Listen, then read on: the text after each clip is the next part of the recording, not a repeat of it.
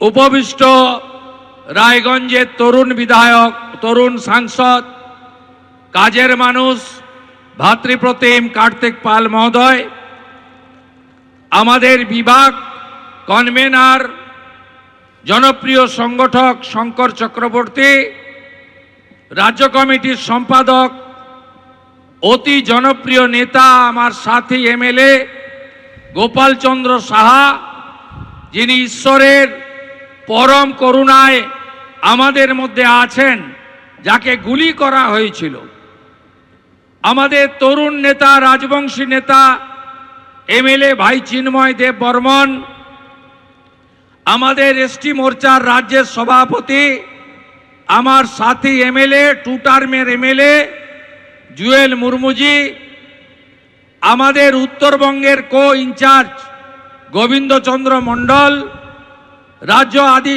OBC মোর্চার সভাপতি প্রবীণ নেতা অজিত দাস, আমাদের অন্যতম জেলা নেতৃত্ব কৃষ্ণা সরকার, শ্রীমতী বীণা কীর্তনিয়া, শ্রী অভিষেক সিংহানিয়া, শ্রী স্নেহাংশু ভট্টাচার্য, শ্রী রতন দাস, শ্রী অভিষেক মিশ্র, শ্রী নির্মলচন্দ্র মণ্ডল, শ্রীমতী অনিন্দিতা প্রামাণিক, শ্রী রূপেশ আগরওয়ালা, শ্রী শ্যামচাঁদ ঘোষ, শ্রী শিবেন্দু শেখর রায়, শ্রী উজ্জ্বল দত্ত, শ্রী সুভাষ কৃষ্ণ গোস্বামী এবং অজয় দা সম্ভবত আসেননি, তিনি আমাকে মালদায় স্বাগত করে ওখানে অপেক্ষা করছেন।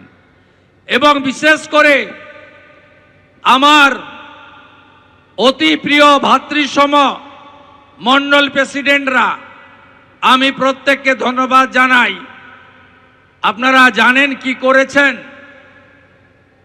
এই এসডিওর নামটা লেখা থাকলো, সরকার হওয়ার পরে আপনার সঙ্গে দেখা হবে আমাদের।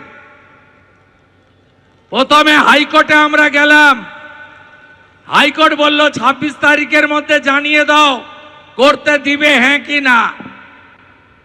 এসডিওর সঙ্গে বিনয় বাবু, প্রতাপ দা, অভিষেক মিশ্র, অভিষেক সিংহানিয়ারা দেখা করলো। এসডিও বলল আমি পারমিশন দিয়ে দেব, শুধু লিখে দিয়ে যান 1টা থেকে 3টে সভা হবে।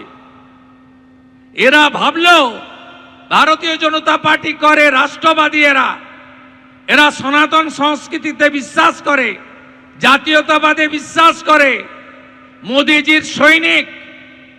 এরা বিশ্বাস করলো, এসডিও চেয়ারকে মর্যাদা দিল, লিখে দিয়ে এলো 2 তারিখে 1টা থেকে 3টে সভা হবে। লিখে নিয়ে রিজেক্ট করলো। তাই আমরা এখানে অনেক বক্তা বলতে পারলো না, আমাকেও ঘড়ি ধরে বলতে হবে 2:30টা বেজে গেছে, 3টেয় শেষ করতে হবে, কারণ আমরা হাইকোর্টকে মর্যাদা দেব। মর্যাদা এই কারণে আমি দেব, বিশেষ করে 104 বার রাজ্যের প্রধান বিরোধী দলের নেতাকে হাইকোর্ট থেকে অনুমতি নিয়ে কর্মসূচি করতে হয়েছে।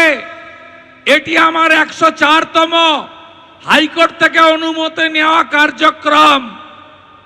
চিরদিন কাহারও সমান নাহি যায়। এপ্রিল মাসের পরে তৃণমূল বিরোধী দলে যাবে, সেই দিন হিসাব হবে। বন্ধু, আমরা ঈশ্বরে বিশ্বাস করি, যে যেমন কর্ম করবে তাকে সেই মতো ফল পেতে হবে, এ কথা চিরন্তন সত্য।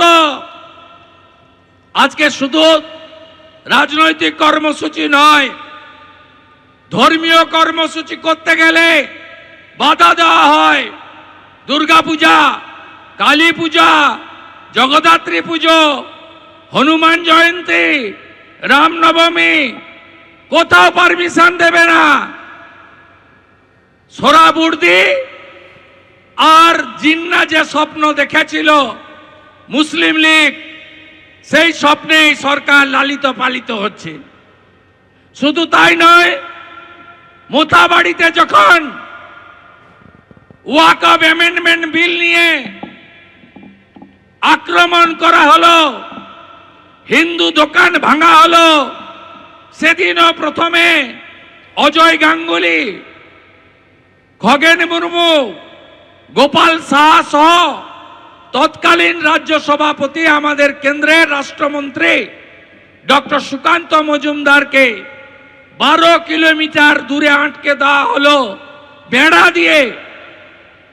আমি বললাম অজয় দাকে, কেন্দ্রের মন্ত্রীকে ঢুকতে দিচ্ছে না, আমাকে তো দেবেই না।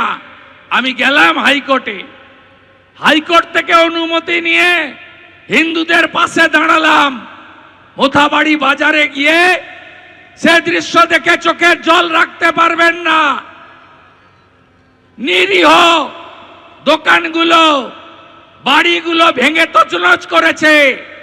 একটাই অপরাধ, ওরা হিন্দু। একটাই অপরাধ, হিন্দুরা সংখ্যায় কম। এ জিনিস বরদাস্ত হবে না, এ জিনিস আমরা বরদাস্ত করব না। 5টা হিন্দুর দোকান ভেঙেছে, পাশে 3টা মুসলিম দোকান রেখে দিয়ে চলে গেছে। এরা কারা? এরা আমি মনে করি রাষ্ট্রবাদী হতে পারে না। ঠিক তারপরে একইভাবে ধুলিয়ান শামসেরগঞ্জে আমাকে ঢুকতে দেওয়া হয়নি। হাইকোর্ট করে গেছি, বেদবনা সহ 10টা হিন্দু গ্রাম, নুন রাখার বাটিটা পর্যন্ত নেই, মাত্র 16% হিন্দু থাকে। এ কোন রাজ্যে আপনি আছেন? কোন রাজ্যে আপনি বসবাস করছেন? এবিপি আনন্দ, এগিয়ে থাকে, এগিয়ে রাখে।